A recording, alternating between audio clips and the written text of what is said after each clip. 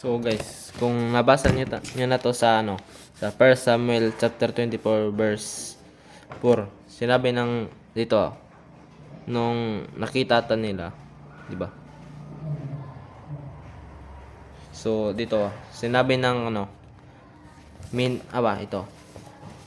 Samuel chapter 24 verse 4. Now your opportunity, David's men whispered to him, "Today the Lord is telling you, I will certainly put your enemy into your power to do with as you wish." So David crept forward and cut off a piece of him of Saul's robe.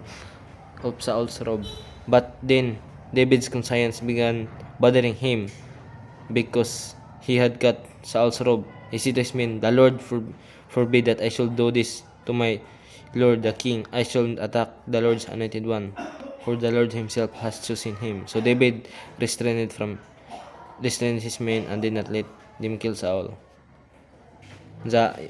Tas sinabi din niya nakita din sila ni Saul, tas sinabi ni David yung kinuhaan ng damit, yung robe niya. Yan. So dito pala sa 1 Samuel chapter 24. Dito pala David spare Saul's life. Tas dito sa 1 Samuel chapter 26, David spare Saul again. Spares yung di niya pinatay si Saul again. Di niya pinatay ulit. Di niya pinatay. Ito. Yung sasabihin ko lang dito yung yung whisper ng mga kakaampi ni David. Ito. Yun kasi yung sumama kasi ni David si Abisai. Ito ba pagbasa? Abisai. Sabi niya dito sa 1 Samuel chapter 26 verse 5. David slept over to Saul camp one night, took around, and Saul and Abner son of Ner, the commander of his army, were sleeping inside a ring formed by the slumbering warriors. Verse 6. Who will volunteer to go in there with me? David asked. Abimelech the Hittite ba to? Basta. The Hittite and Abisai son of Zeruiah Joab brother. I go with you, Abisai said. I replied. So David and Abisai went right into Saul's camp and found him asleep with his spear struck in the ground beside his head. Abner and the soldiers were lying asleep around him. Verse 8. God has surely handed over your enemy over to you. This time, Abishai whispered to David. So, sinabi niya pa dito, let me pin him to the ground with one thrust of spear. I won't need to strike twice. So, yung David men din ata to. Dito. Yung David lang nga. Yung dito, David din to. Yung kasama ni David. Now's your opportunity. David men whispered to him. The Lord is telling, yun ganon. Tas ito, but sinabi ni David, verse 9. No, David said, don't kill him. For who can remain innocent after attacking the Lord's anointed one? Verse 10. Surely the Lord will strike Saul down someday, or he will die of old age or in battle. Verse 11. The Lord forbid that I should kill the one he has anointed, but take his spear and that jug of water beside his head, and then let's get out of here. So, yun. Basta, kung nagbabasa kayo, maalalaman nyo. Pero may share lang ako Ito pala, kaya pala di nagising yung mga kasama ni Saul, yung mga armies niya, mga warriors. Because, ito.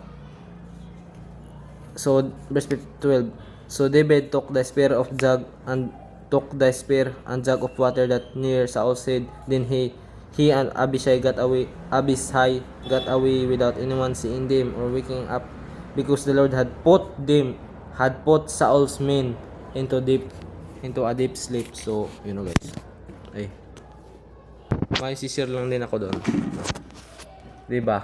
Nabasa natin na try nyo magbasa sa first, sa Samuel.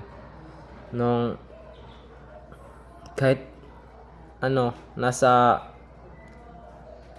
harap-harapan ni David yung kung gusto ni David patayin, mapapatay niya, pero you know, David is wise man. He chose not to kill but to spare his life, Saul's life. So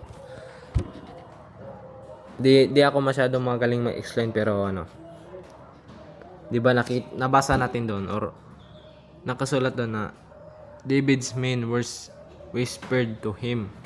Sinabi ng kasama ni David yung si Abishai, at si Abishai nga sinabi niya na the Lord has handed him over to you today.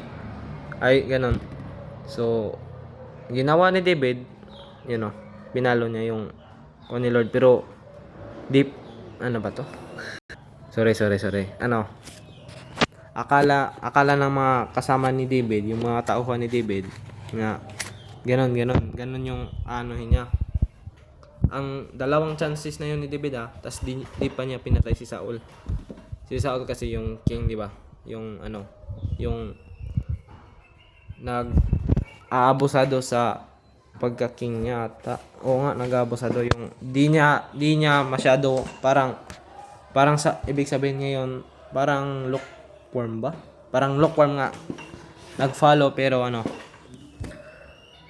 kung science kasi yung yung nangunguna, tas nagpa-follow na din si Saul, pero parang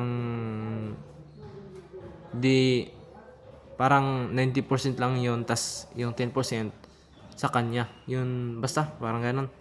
So I don't know, maybe you have learned this something, but good bless, I think. Amen. Ito pala, wag niyo muna pansinin sa dagat, Amen.